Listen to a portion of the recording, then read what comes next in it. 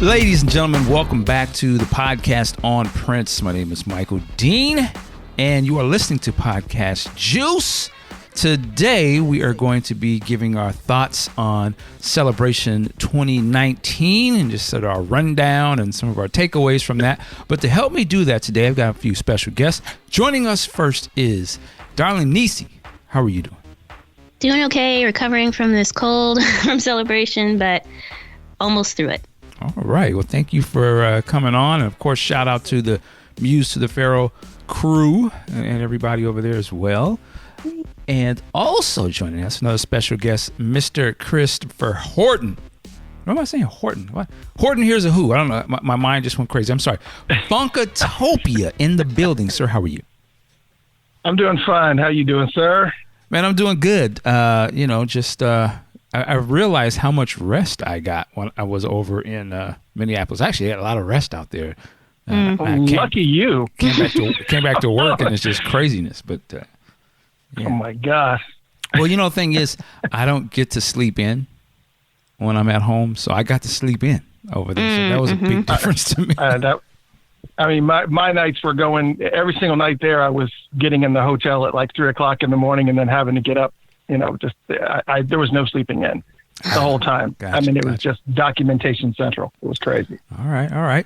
Well, let's get into it. We all went to Celebration. I believe we all were on. We've got representation of both tracks, and then of course we have some VIP stuff as well. So let's just get started. I'm going to start with Kanisa first. Let's come on a positive route, and instead of really just trying to go day for day per se, just kind of give me some of your great takeaways from this year.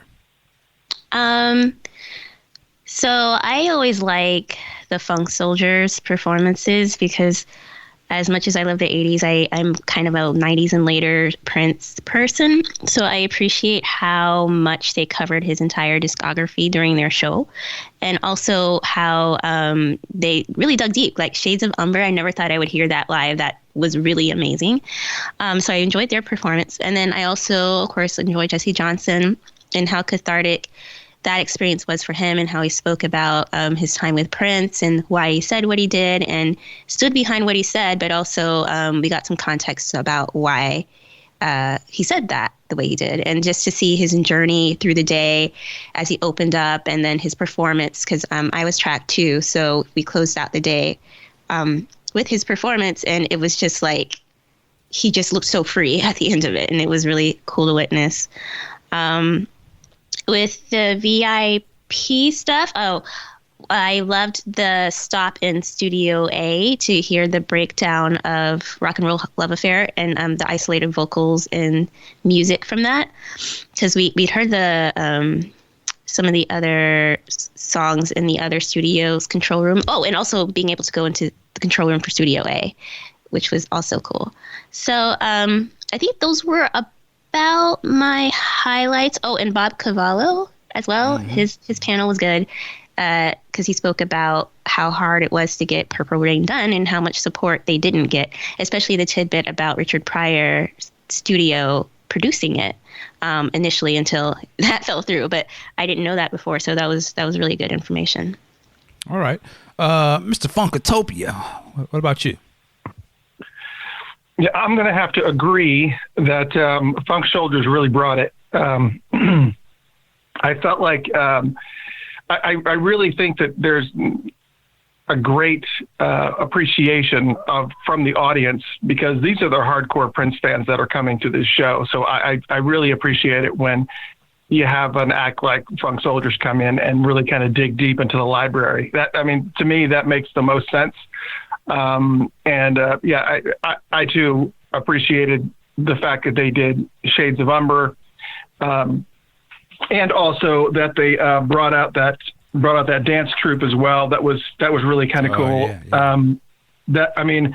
I thought that, to kind of continue, that was the Albert Dance Studio. I made notes on that. So I think that as long as they can continue taking advantage and really kind of utilizing some of the things that Prince was doing as far as his charitable and just the outreach that he did. I think that kind of stuff goes a long way, and especially to us, to the fans and the audiences. But yeah, I would have to agree that the biggest thing for me, if we're talking specifically about the celebration and not any of the external stuff, I would say that, yeah, the Funk Soldiers were definitely a highlight. I did also I appreciate a lot of the deeper panels, a lot of the panels that you don't think are really going to bring a lot of things, like some of the pictures that we saw from Jeff Katz. And I think that some of those things that really you get blindsided by, you think, oh, this is probably going to be boring, and then you end up learning a bunch about Prince, and it's refreshing to kind of not have to be mired down with the same old stories repeatedly. So yeah, I think they did a pretty good job in that regard. All right, yeah, I would co-sign a lot. The big first standout for me was at the very beginning, watching the Times performance from First Avenue. I think it was like in October of '83. Seeing that performance on video, to me, was a head buster. I listened to that show many a times. I think we actually did a review of that on one of the podcasts a few years ago. So that was like a super surprise to me. I was like, what is this about to come on? And he's like, oh yeah. So I love that. And I love seeing that they let it play, even through some of the moments when Morris was talking about Prince.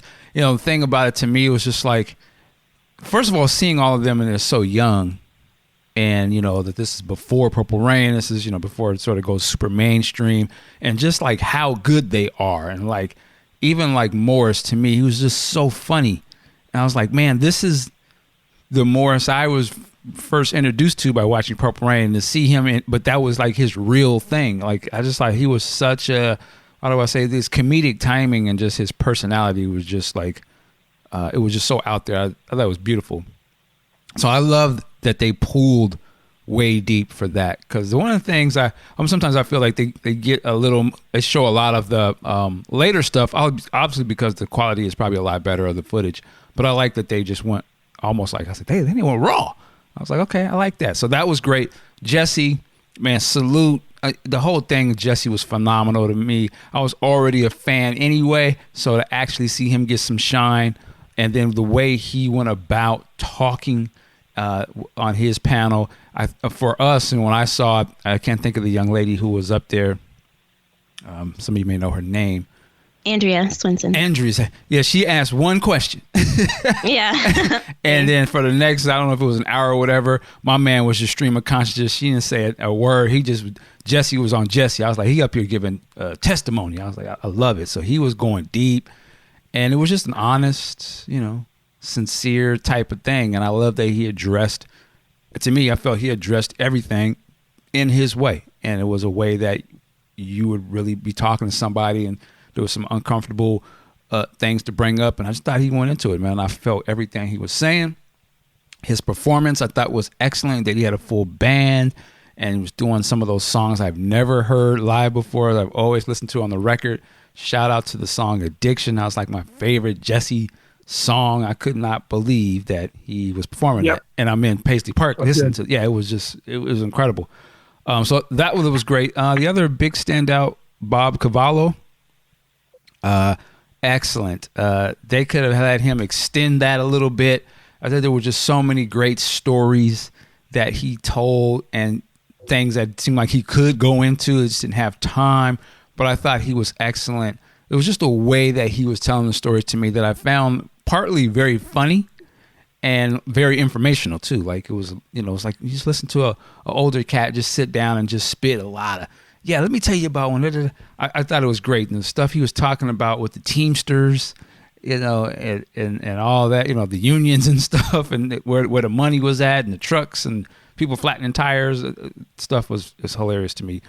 The other takeaway positive thing for me was what Kanisa brought up. When we got to go into the actual studio A and B, and sit down and listen to the tracks. One was the breakdown, then they isolated that to Prince's harmonies, and you just got to hear that. I was like, okay, more. I thought that was great. And then the other time we got to listen to Rock and Roll Love Affair, and then just to hear, the progression of how he was creating the track. Well, here's the drum track, and he's playing just the drums, and you add this part in. All of that stuff was golden to me. To be able to sit in the actual studios, whether it's in the control room or out in the bigger room, and know that this is where all of it's being created. You know what I'm saying? To me, that was just a big thing. Like, I was like, man, this is where he was doing this work. This is the creativity area. And just sitting in there and listening to the music as I would imagine he would hear it, through those big speakers and whatnot. I thought that was really good. And I want to shout out Jason Miller. I think it was the engineer that was in the room when we were in there, and he was explaining stuff. That dude was very informative about the things that he was doing when he was there. I think he talked about like when he got his job there, and how he would be on call. I just thought it was really cool. For one, he was a very young man. And I was just like, man, I could see he was very excited of that opportunity that he got to be employed there. And I just really felt that when he was talking to us, and he really opened it up for us to ask him questions, which I thought was great, because they were he was like, I know y'all already know all the standard stuff. So just, let's go deeper. You can ask me what you want and walk around and look at things. And there was a couple of musician cats in my tour group. So I was listening to them, I could tell like they were just geeking out, and they were asking about very specific, preamps and this and that and the third. And I thought that was really cool because, again, I think it was an opportunity for people who may not know as much about that thing to learn. And for some people who are, could see Prince as a form of inspiration, that they was like, oh, this is how he did it. Or, wow, okay, that's how, oh, he had that. Okay, so it's able to sort of, sometimes people just need to see, like, it's not some fantasy thing like, yo, no, he was doing it this way. This is what we used. And this is da-da-da-da. So you could be like, oh, you know what? Oh, I'm on the right track. Okay, I'm learning something. So I thought that was excellent. I actually think that there could be an opportunity for more of that kind of stuff. Because I was like, man, can you get some more audio? Can you throw the reel-to-reel on there? Can you? but that was fantastic. Lastly, other thing that I really liked was just being in that building. For me, going in there, it's an inspiration to see what is possible. This is still the man whose dream and work created that building. And to me, it just gives me hope to be like, you know what, you can achieve something like this. You might not be able to do this, or you can, but just the fact that it's a reality, it's a big complex, there's a lot going on there. To me, that's still always my main reason I like to go, just because I like to just like sit in the presence of greatness and be like, man, this brother did it. Like, you can do something like this. So to me, that's the main thing. Of course, all the other stuff is ancillary, but just to be in there and see the people working there, seeing the other fans such as myself, and we just get in there. I'm just like, man, to me, I was like, I don't want to ever lose the fact that this dude put his money into this. Like, he could have just had spinners or whatever, bro. Whatever cats would spend their money on back in the day, but he spent his money on this. And I just always be like, man, okay. Yep. Keep working. So anyway, that was my sort of great things that I liked. Chris, you alluded to something when you were talking. You're saying things outside of the official events, and I kind of wanted to go on to that too. What were some of your highlights of outside events that you may have attended, whether it be concerts or parties or whatever? Well, there was quite a bit that I actually attended, which is one of the reasons why I wasn't getting it until 3:00 in the morning. But, it was really great I went and saw the LP show, which for those who don't know, it's Eric Leeds and St. Paul Peterson. They have a jazz group that plays, and I can't remember the name of the venue that they played at, but, to kind of see a lot of these acts that are playing in and around town, that was one, and all of them are accessible. Ingrid Chavez was doing, she had a event that she did down at Umbra with Jerome Benton. You had Jelly Bean Johnson, who took over an entire night down there at the Minneapolis Music Cafe, I think it's what it's called. And they had like tons of bands that were kind of rotating in and out playing Prince songs, and they just had a back line, and Jelly Bean was sitting in with pretty much everybody. And, so you got to hang out with all those guys. And of course, New Power Generation, that was an unbelievable show. I still say to this day, I know that NPG, as far as, the whole, as far as that phase that happened in the 90s, I know that it supersedes anything that he continually called New Power Generation going down the road. But that particular, the Symbol album and Diamonds and Pearls, I know that to a lot of people, that was not their favorite era of Prince. But the reality of it is that I really felt like they just did a phenomenal job, and they continue to do a phenomenal job of doing, paying a really notable homage to Prince. They're doing the songs that you would expect them to do, like Sexy MF and Cream and things like that.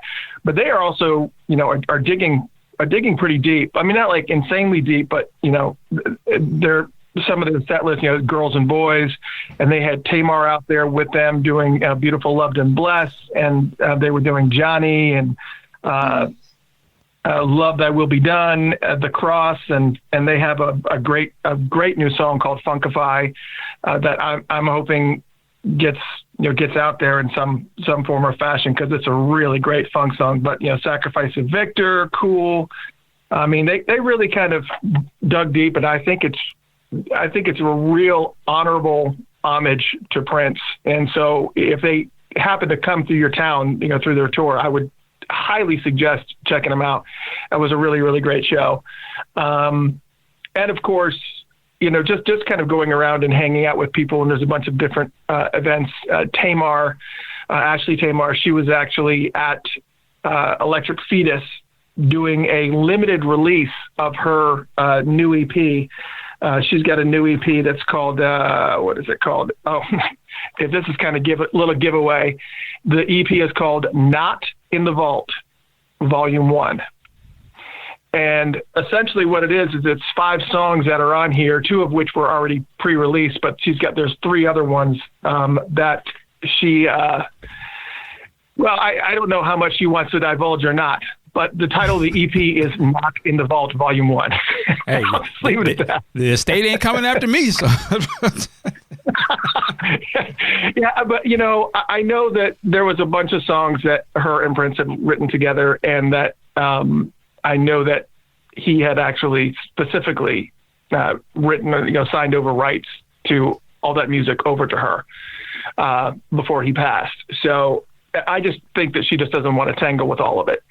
But anyways, I just think there was just so much going on externally that a lot of people actually come into town that don't even bother going to the celebration. They'll just go to all these different events that are happening all around. And there's so many different things and so many limited releases. And from what I understand, Erin Frigo was telling me that she's going back up there in June for the birthday celebration, and it's the amount of things that are going on around town up there during that time is just as insane as it is during the celebration.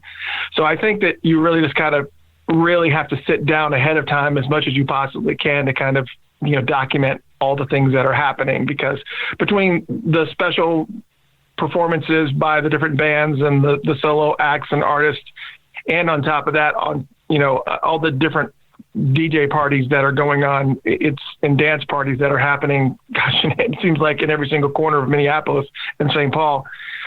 It's definitely worth your time for sure. Right. Without a doubt. All right. Kanisa, what's some of the standouts for you? Yeah, I only went to, I think, one thing. I went to see Love to the Nines with Tommy Barbarella. And that was another one where they definitely dug deep in the catalog. Like they would do Crazy You, or just like stuff from his first album, or other songs from For You, in addition to, of course, Love to the Nines and the stuff that he was around for as well. It was I was tired, I will say, because it started at 11 and I was exhausted, and it was kind of like a jazz lounge kind of feel. So I'm like, wow, if I wasn't so tired, this would be amazing. And it still was amazing, but if they do that again, definitely go back, because there's so much love there, and the stories that Tommy shared about working with Prince. And then he took a lot of care with his songs as well that I really appreciate. And I really like how I co-sign the NPG shows, because I was kind of disappointed when it came to Atlanta and it wasn't as full as I wanted it to be.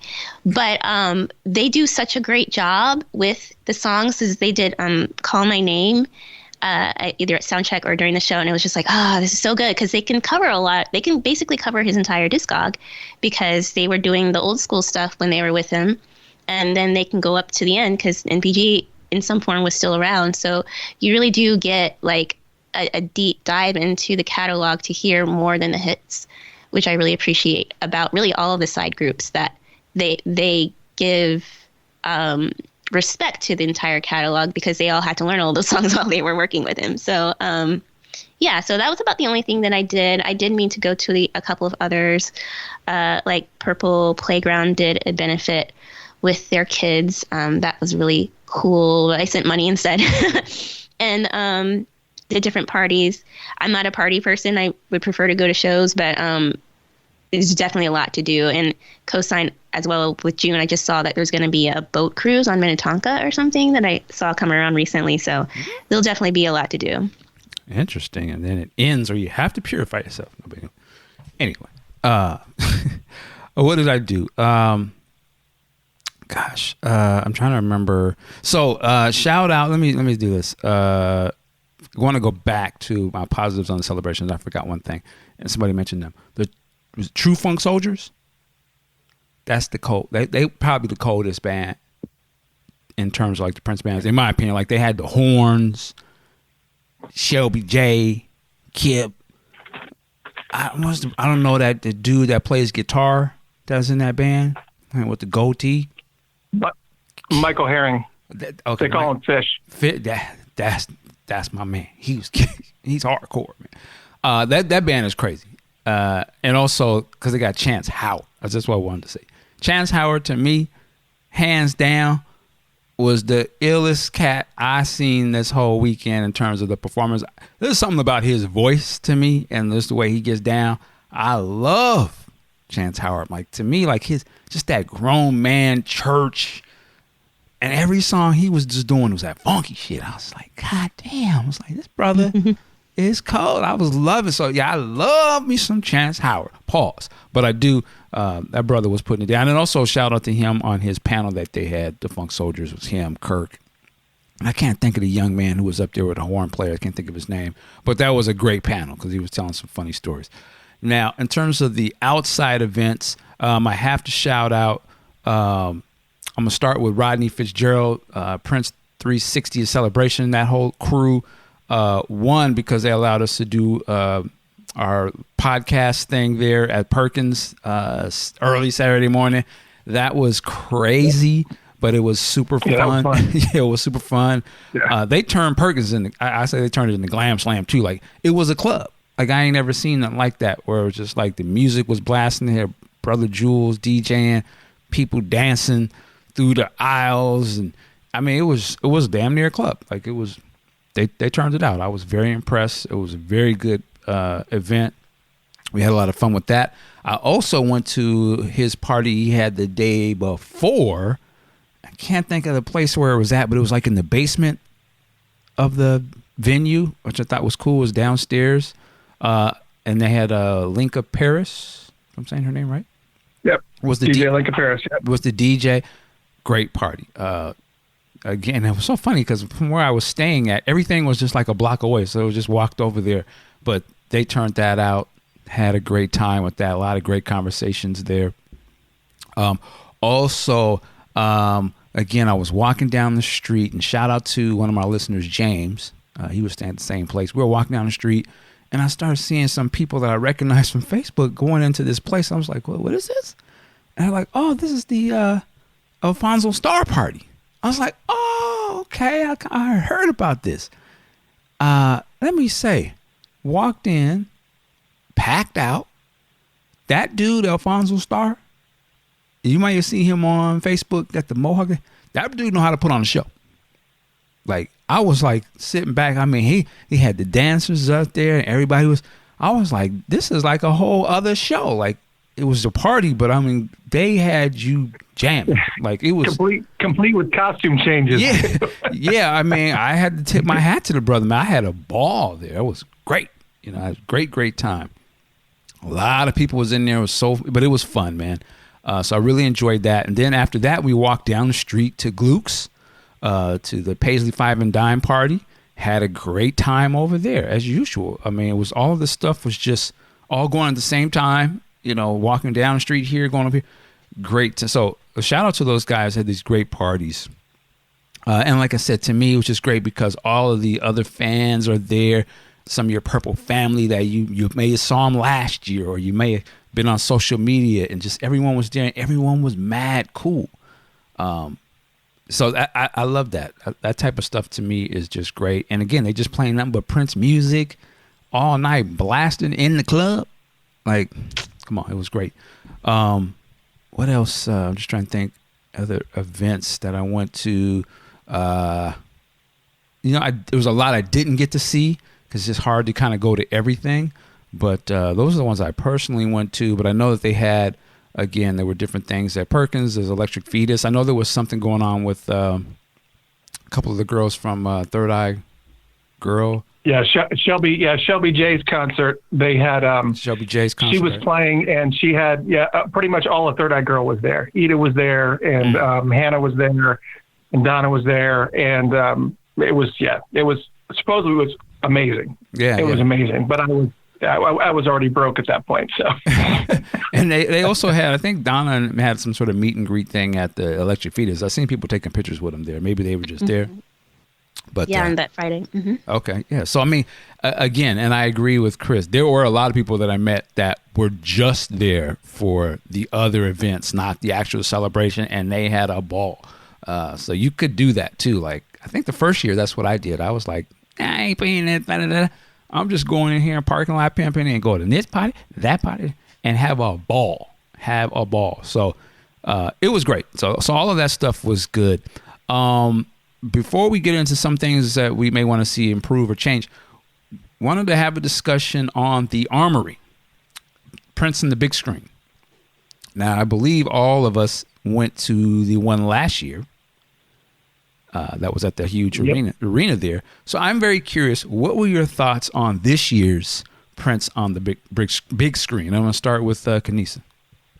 Yeah, so I was really excited about that because it was so well done last year. And this year it was going, and I was like, okay, we're all excited, we're up on our feet, we're watching. And I was like, wait, the next song is Extraordinary, isn't it? And it's Extraordinary. I was like, oh man, it's going to be the same show. And that was disappointing, to be honest. But I did notice that they had more footage of Prince in this version versus last year where they would cut away to the band a lot. But even though it's the same as last year, it was interesting because it was way more emotional for me this year. Because I was like, I think it got to like a door, and then I was just like done for the rest of the show. So I just tried to like record it or something for Twitter or whatever. But yeah, it was disappointing. And I know like Kirk talked about that in our panel for Celebration. He was like, well, it's supposed to be like a tour. When you go on tour, you play a similar show every time. And I'm like, but could we have something different, a different show? Like, I understand it makes sense to do the later eras because they cover so much of the time and the better quality video and stuff like that. But at the same time, it's like, this is a time for everyone who may not be as deeply invested in Prince to see him do his work. And it would be a good idea to kind of give more variety in that portrayal of who or what he represented and of his music. That's interesting. So he said that it would be like if they were on tour and it would be the same show on tour. Yeah, I mean, the way he said it to expect, the same show every year. But I guess if more of us say, hey, can you not, then maybe they will reconsider. But I would have been, no, I probably wouldn't have said that in an open form. But the tour, the last tour date was a year ago. You can't have the same show. But anyway, I see what you're saying. Well, let me jump in real quick. To me, the actual show itself is a fantastic show. Like the True Funk Soldiers working along with what you're seeing on the screen, they do a fabulous job. Like hands down. I was impressed last year. I'm still impressed by the presentation of it. I think it's really good. The only thing I would say, as you said, to me, it felt like the same show. I know there were slight little changes. I don't think Renato was with them last time. No. So that would obviously, when they spotlight him, that was a little different. But it felt like the same show. And I just feel like if you are, to me, it's hardcore Prince fans that are coming to this. Even moderately Prince fans that are hometown are coming to this. That probably came last year. I just feel like it needs to not be the same. It needs to not feel like the same show. Just as if you went to go see Prince during any of those concerts that they showed on that screen. I always thought that he always was saying, you never know what you're going to get when you come to the show. Sometimes we'll do these songs. Sometimes we'll flip it and do that song. So I think if you're going to take the same mentality and mindset that Prince had even during those concerts, that if you went night after night, it would not feel like the same thing all the time. Even more so if I saw you a year ago and then 300 and some odd days later, I feel like you just did the same show you did a year ago. That ain't it. Like, come on now, stop it. For as much money as we are paying to come to this whole event, I just feel like y'all are very capable of doing more. Obviously, super talented. So they could have done something a little different. That's just my constructive sort of, like criticism of that. To me, it's like if you keep the same band, if it has to be the same format, it's okay to me if they don't necessarily have to be the people that's in the video. Like maybe they just go to a different time frame of Prince and they somehow play along with that or let the video speak for itself. But to me, like, it shouldn't feel like it's the same thing. Now, if they were actually on tour, I can understand that. I'd be like, okay, they've been on the road with this. They ain't been on the road. so I'm kind of like, I don't get that. But that was my takeaway. Again, the Armory, that's my first time being in there. Fabulous. I thought that place, it was incredible. Like, I was like, wow, this place is dope. Yeah, it's beautiful. Well, I mean, Chris, go ahead. For me, what I knew it was going to be the same show from last year. I saw all kinds of signals for that, and I knew that's what it was going to be. I thought that they needed something a little bit differently because, of the historical factor for the Armory. I mean, the Armory was where Prince shot 1999 Little Red Corvette and Automatic videos. So there was that historical component to that. And so I definitely wanted to see that venue as a result of that more than anything else. However, I was very, very disappointed that it was the same show. When you look at the celebration, when the Funk Soldiers, they were called True Funk Soldiers last year. They're just called Funk Soldiers this year. They proved that they could do that whole entire synchronization because they were doing new synchronizations along with videos to Chelsea Rogers and Madhouse. And I mean, so it's not like it was something that was outside of their capabilities. I just think that there are certain things that, and I'm okay with that. I'm okay with you playing along with videos that has Prince singing there. And I know that he's not singing. I'm okay with that. I think it kind of takes away from it. But on the same note, I have to be in agreement with you guys that it was very kind of disappointing with the amount of money that you spend to kind of go to these events and witness the show. And it's, it was great because I got to meet some people. I got to meet the guy that runs the YouTube Prince's Friend. I got to meet him. I got to meet Taika. I got to meet, so there's a bunch of people that you get to meet because everybody kind of joins into that one central location. But I'm kind of, I can't say that I'm not disappointed with the fact that it was the same show from last year. And I think that was my main I said this on when I did my celebration recap earlier in the week. I said one of the things that was kind of a little bit wearing on me was that all the concert screenings that they did throughout the celebration and also here are all the hits.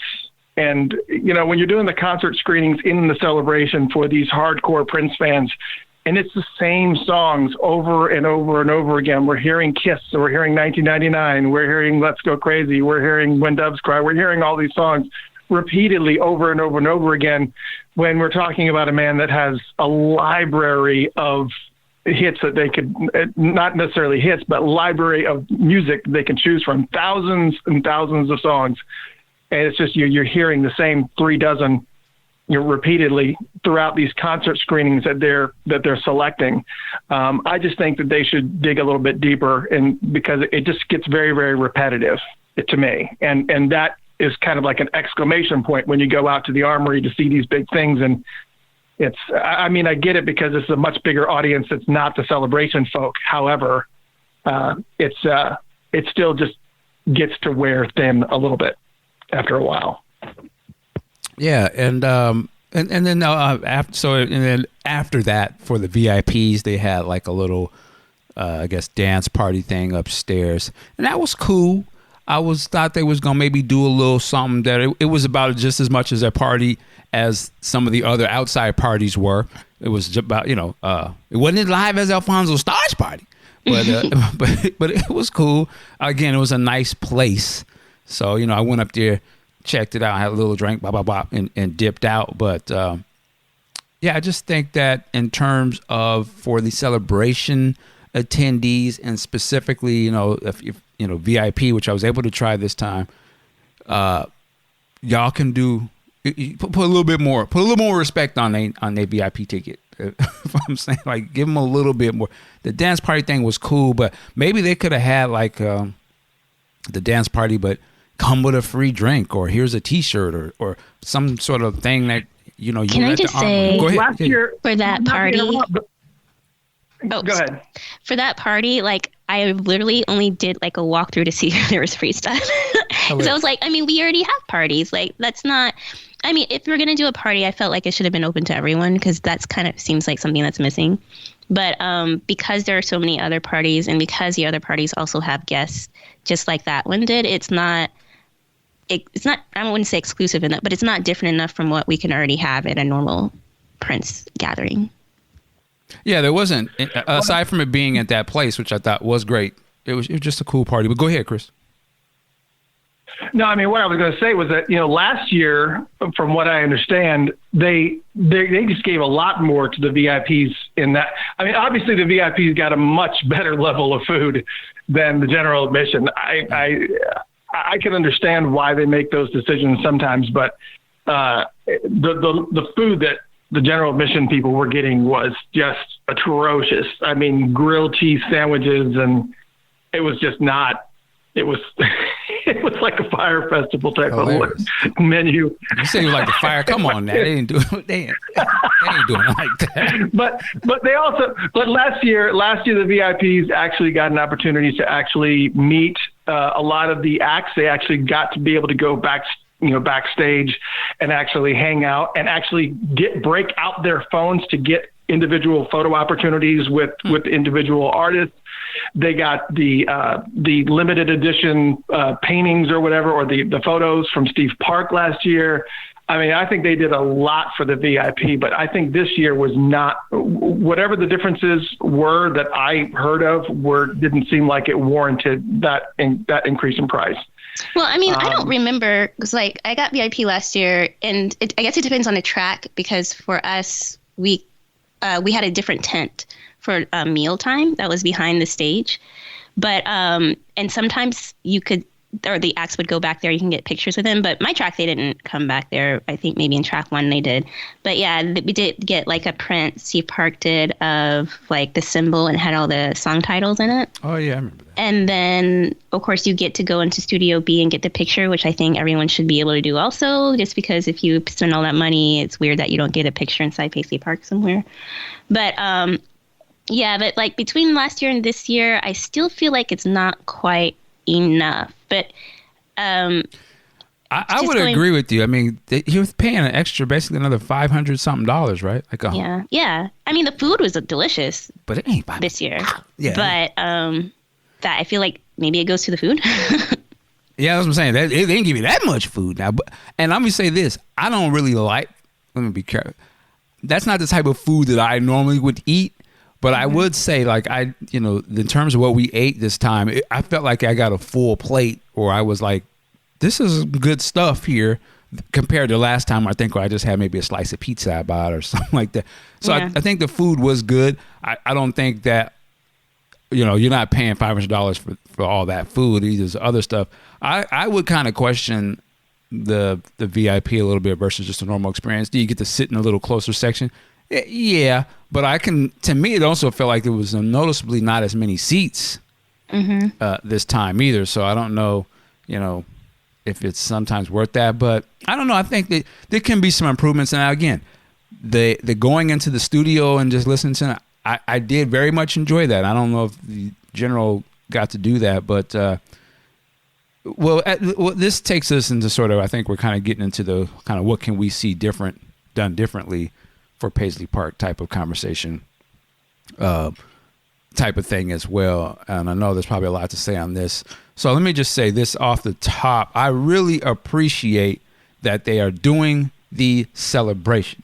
But I will say, I think for next year, I think they need to just sort of wipe the slate and go a whole different direction. I need to see, like, when Prince went from, Sign of the Times and it was about to go into the Black Album, whatever, and just said, wipe the slate, I'm going Love Sexy and change it up. I need to see that kind of change. You know what I'm saying? Like, okay, that band is done. We're going this way. New hairstyle, new clothing, new look, everything. I think that is what needs to be done with the celebration change. The last 3 years have sort of had the same sort of format, but I think it's time to switch it up because I kind of knew what to expect this year. I was like, okay, we're going to do this. I remember this from last year. You go to the panel, then you watch the concert footage, and then you go to eat. I don't think it should ever be where we expecting or we know sort of the format so much. For as much, to me, I think we're paying a premium price to not only go there, but you got to remember, people are paying to fly out, place to stay while they're out there. So people are renting cars. So it's an investment for a fan, to come out there. And I think that at this point, it's not as if they don't have the content. And, I would imagine they've got people that's their job is to, how do we make this experience great for people? I think it's time to switch it up, and do something totally different. That's my initial sort of thoughts. Chris, what do you think can be improved? What would you like to see for Celebration? Well, I think that, again, considering who your audience is and paying attention to who your audience is really important. These people that are paying $500+ plus on top of that, their travel expenses, plus on top of that, their hotel expenses and everything they're going to need to survive. These are not your fair weather fans.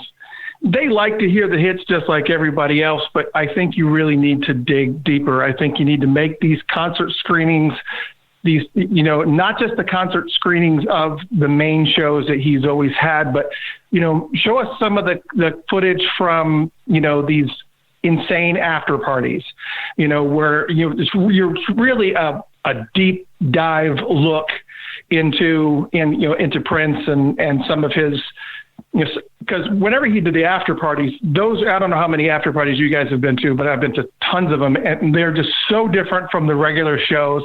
They dig way, way deeper into his library. And on top of that, you never know who's going to come out. It could be, anybody could come out. Kendrick Lamar could come out. And it's insane the amount of things that they can do. I think from a band perspective, I think they've kind of tapped that well. I would agree with that. I think that something different would need to be more along the lines of something that's more of a music festival. Bring out a Janelle Monáe, bring out, bring out these people that have tons of stories to share that you have not talked to before in that, on that level. because I think there's so many stories from places that you're not even really totally considering that everybody there would appreciate. I mean, we all appreciate the Prince music, but there's, all of those artists or those types of artists that Prince has touched their lives all can craft a show in homage of Prince to do something that everybody that attends is going to be an appreciation of. So I think that they're being kind of a little bit narrowly focused as to when they choose their audiences or choose their acts. And I just feel like they've probably run out. I think they've hit on everything that, because to me, the Revolution was great, but they've been actively touring for 2 years. They even said it in the thing. They've already done 70 shows all around the United States and overseas. So a lot of those people there had already seen the Revolution. I have. I think you have too. So I think that they just got to really be careful about the acts that they're selecting, dig a little bit deeper with some of the concert screenings, because that would be well worth it. I would love to see some of those shows where, they just dig deeper into the library. And that's, I'm sounding like a broken record, but that is like my biggest issue, is not going there and hearing the same 36 songs repeatedly over and over and over again. And I just kind of think that's where it's at. But yeah, I do believe they need to do something totally different, maybe totally change the entire structure of it. But I'm just not totally clear as to what that looks like. But those are the two suggestions that you and I had talked about at the celebration as well. Yeah. But that's kind of my 2 cents. And before I go to Kanisa, I think it was an opportunity actually to play, because remember we walked in and they have the projection screen, and the first thing they had up there was the new Prince release coming, the originals, right? I was like, well, and we that news had just dropped as the thing started, but I was like, there would have been a great opportunity to actually play that for us. Like, we can't record it. You're not giving it to us. Why? And we paid like $500 to $1,000 to be here. We're Prince fans. Play that for us, because all we're gonna do is walk out of there and tweet and all this. Oh, they just played that was great. You got to buy. We would be your walking, talking things. But why not? Like those would be the exclusive things that you would share for us. I kind of think of when I think of like a Comic-Con, or when you go to those types of events, and they'll show you, here is, the trailer that we're not going to release to the public, but it's just for you guys. Or, here's that footage that's only for those who came here. You guys took an effort to come here, spend a lot of money. This is an exclusive thing. And I think they could kind of do some of that type of stuff when they have these releases, and maybe work more in conjunction with Warner Brothers or Sony, whoever's doing something, and say, hey, these are the people that they're going to buy this stuff off the rip. They're going to be our biggest supporters on this. If anyone deserves to hear or see this stuff early, it's them. Or, we put together a reel of this. Maybe they showed sort of how they came to decide on those songs, or, maybe they're not going to put that out to the public, but they would put that for us. See, this is what I'm saying. This is why I say they got to rethink it. Like, it don't just have to be, oh, here's, such and such, he worked with Prince that time, and that's cool.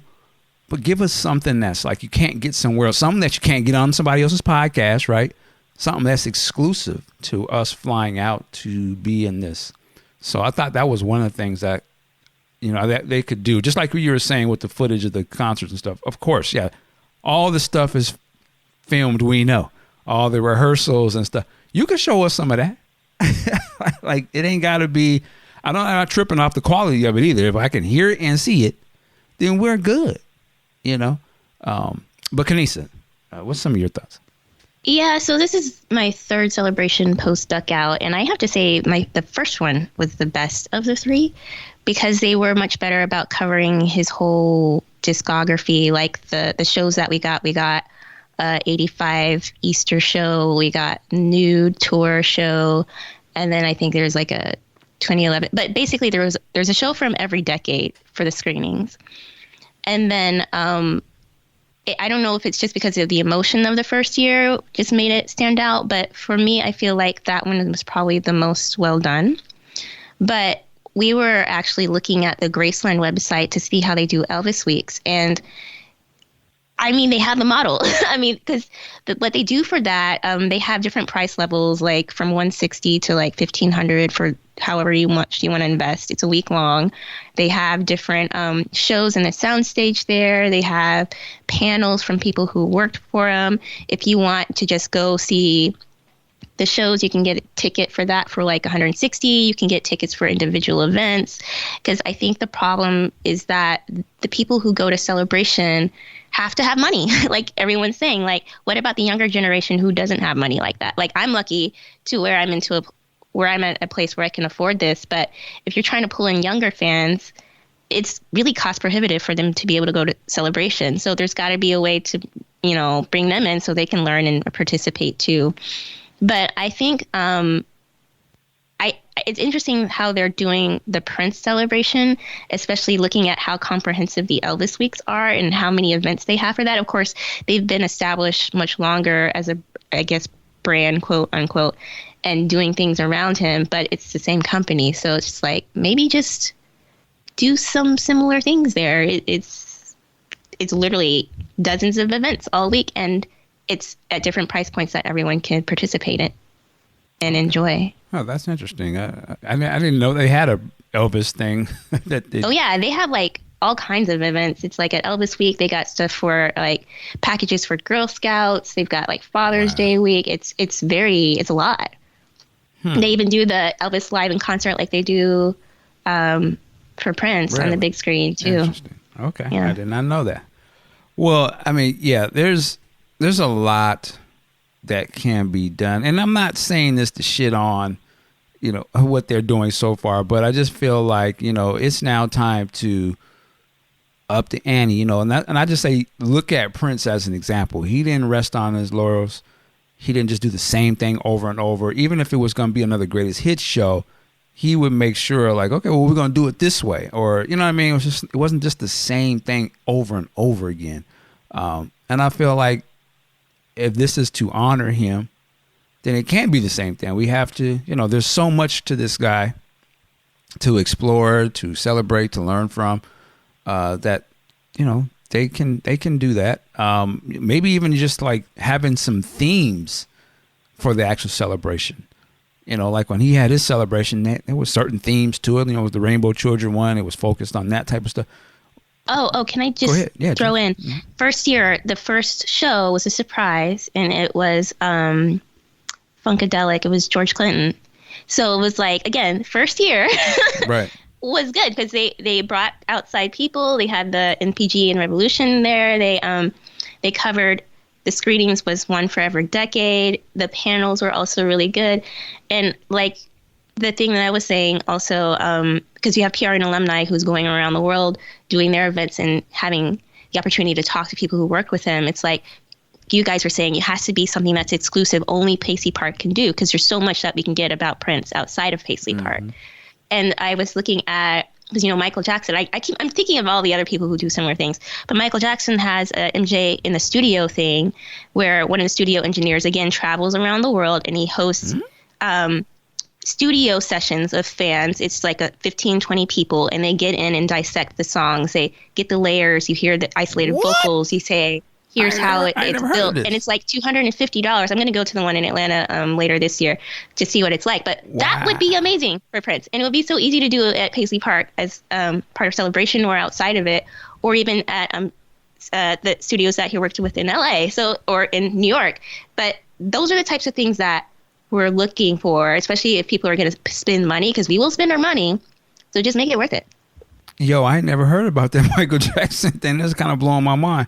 Yeah. Who is do you know who the engineer was? I'll send it to you. Oh, man. Yeah, I would love to see something like that. Don't ever have something like that with Prince. That would be ridiculous. Oh, we're going to have Susan or this person there, and we're going to have to pull the track. Oh, please. That'll sell out in a minute. Okay. Well, yeah, I mean, definitely there is some room for improvement. Let me ask you this. Did you guys have a good time, though? Kenise? Of course, and I will always go back, even if I complain. All right. Chris? Yeah, I definitely had a good time. I'm in the car now, so You sound fine. The sound is probably so much. You sound fine. Oh, okay, great. Yeah, it is pouring down rain too. Yeah, I had a great time. I mean, it was a combination of everything that the celebration was doing and also that external stuff. So I did have a good time. So there's still that. When I don't have a good time, that's when there'll be problems. Are you going next year? Do you plan on going next year? It's really going to be dependent on. It's really going to be dependent on what they plan to do. I'm not going to go through the same thing again and again. I just won't. I may go to Minneapolis just to kind of take everything in and do all those external things, because I still have yet to kind of tour Minneapolis and kind of look at all the different, all of his houses and places he's been and that. I still have yet to do that. So maybe that's what I do next year, if I don't see something that is drastically different from what they've done with these first 3 celebrations. All right. And Nisi, you say you're definitely going next year. Yeah, if only to report, because I just feel like it's my job now to take the notes for everybody. So I will continue to go. All right. I will go. I will say this. I will definitely go in some capacity, whether or not it's the celebration official thing or, just hanging around and checking things out. Definitely will do that. But but again, I think there's something to be said to go to Minneapolis. And there's all these Prince fans from all over the world there. You can't help but not have a good time, to me, because there's just all these parties and events going on, and everybody's just mad cool. It's probably for me, it's the one time where you will see different walks of life, different people, ages, races, or whatever. That sometimes, probably if you saw them in a normal capacity, you might not even have said nothing to that person. But because we sort of have this very shared experience and love for this thing, the shields are down, and everybody is like, hey, are you okay? Oh, how you doing? Nice to meet you. It was so many people you just meeting and just having a good time with that. I really enjoy that. There's not too many opportunities where you get that. And that's a beautiful thing. Sometimes I find we miss that about Prince. It's it definitely brings people from many different walks of life, because of course there's international crowd there. All ages was in there, from old. I consider myself old, from older people to younger people, all different ethnicities, backgrounds. So to me, if nothing else, that was just fun and great. And shout out to all the people that there's a lot of people I got to meet. I took a lot of pictures. And that's always dope, for us, and I hope I can speak for all of us, for us that, sort of creators or content creators or, out here doing our thing. It's always a kick, and I would say a humbling experience to meet people who listen or pay attention to what you're doing, and to just come up and have a conversation or just, hey, thank you, or da-da-da-da. To me, I'm so appreciative of that. That's so good. crazy.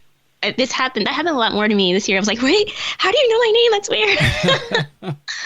But I did want to echo that, because that's kind of why I always probably will go to Celebration, because the bubble of just love that's there, I've never seen anything like it besides at a Prince concert. But it's like there's so much negativity that happens in the fandom outside of that, and you're so protected from that when you're there, because from walking down the hall in the airport and you see someone with a Prince shirt and you stop to talk to them, or they say, hey fam. It's we grouped up, because we flew Southwest, we grouped up in the waiting area on the way up there, because we all had our Prince stuff on. We all sat next to each other, shared stories. People who hadn't seen each other in 20, 30 years were like, hey, I remember you from high school. D'Angela found a friend like that. And I was like, that's so nuts that, this man brought us all together like this. And it's kind of makes you wonder, why can't we just be like this normally outside of Prince? But that is something that I really appreciate about going to Celebration and being around that love, especially with the people who are like, I don't understand why you would do that in April or the time that he passed. It's because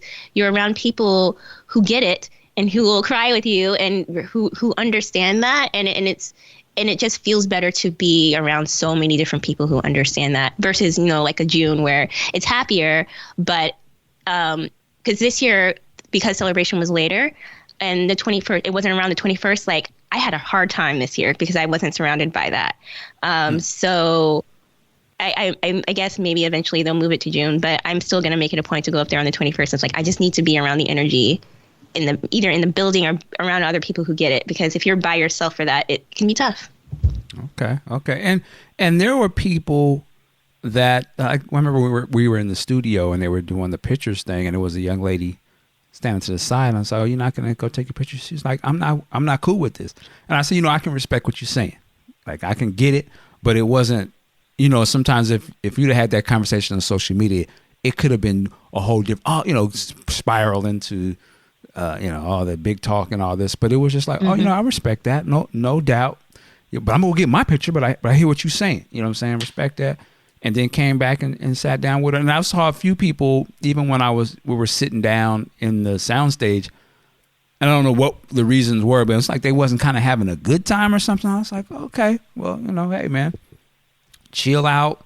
I'm not going to nudge you or nothing, but I can see you kind of having a moment. That was cool. To keep it a buck, people was like, "Oh, man, are you going to go to such and such? I think Kim Berry's going to be there, blah, blah." It's like, man, that's my sister. What are you talking about? Ain't no issues. Me and Kim saw each other, hugged up, had our conversation, kept it, love. Do you? Okay, I got you. That's how, Pete, it was all good. There's no issues with, wait, I'm going to run up onto, no, you're not. Yeah. No, you're not. And we ain't going to allow that. and we ain't going to have it. So it was all respect. It was all we here. This is why we got to remember why we're here. Mm-hmm. Right? You know what I'm saying? Like, we're here because we're celebrating Prince. We're about here for Prince. I ain't about here for me. Ain't about for you. We're here for some Prince stuff. And that's what we keep it on that. So it's just a good environment to me, man. Like, had a great time. And then again, like I said, also shout out to the city, for hosting this and all the surrounding areas that put up with us. No, I'm not saying that, but it was some good stuff. Everybody's real nice, and you go to these places. "Oh, you're here for the Prince thing? Yeah, okay, yeah, cool." So Minneapolis and all the different cities, they show a lot of love for having all the outsiders coming in there. So I definitely expect that. One last thing I forgot to say that I want to see an improvement on is the seats, man. Y'all can space them seats out a little bit. I just feel like, and I'm nitpicking, but it was kind of sometimes where the seats was just too close, and you kind of want to relax a little bit. I was like, man, sometimes you might be all up on you, kind of uncomfortable. They can space them seats out a little bit. It'll be all right. Space them out a little bit. But other than that, good time. Chris, we're about to get out of here, sir. Where can people find Funkatopia online? Well, obviously, you can visit the website at funkatopia.com, Funkatopia. A lot of people listen to the online radio station that runs 24 hours a day, 7 days a week. Very heavy Prince, obviously. It's called Funked Up, Funkedup, just like effed up, but with an N instead of a C. One word. And you can download it for Apple and Android, and you can listen to the radio station 24 hours a day, 7 days a week. It's ASCAP licensed, so we're all legitimate. Yeah, it's been great. Oh, one of the things I forgot to mention is shout out to a couple things. Shout out to Jill Willis. She asked me to do the intro for New Power Generation at the Fine Line in Minneapolis. That was really cool that they called me on stage. They were just like, "Get up on stage and introduce us." And we're like, okay, that was amazing. And also, shout out to Jesse Johnson, because he's going to be making yet another appearance in D'Angelo's documentary that's going to be released called Devil's Pie. He's got a documentary that kind of covers the whole gamut of Black Messiah and everything else that was going on during that period. But there's going to be a lot of cameos from Questlove and Jesse Johnson, pretty much the whole group. And that new I guess teaser kind of came out a few days ago. So definitely shout out to D'Angelo and the crew. And that's it, though. All right. Kanisa, where can people find Muse to the Pharaoh?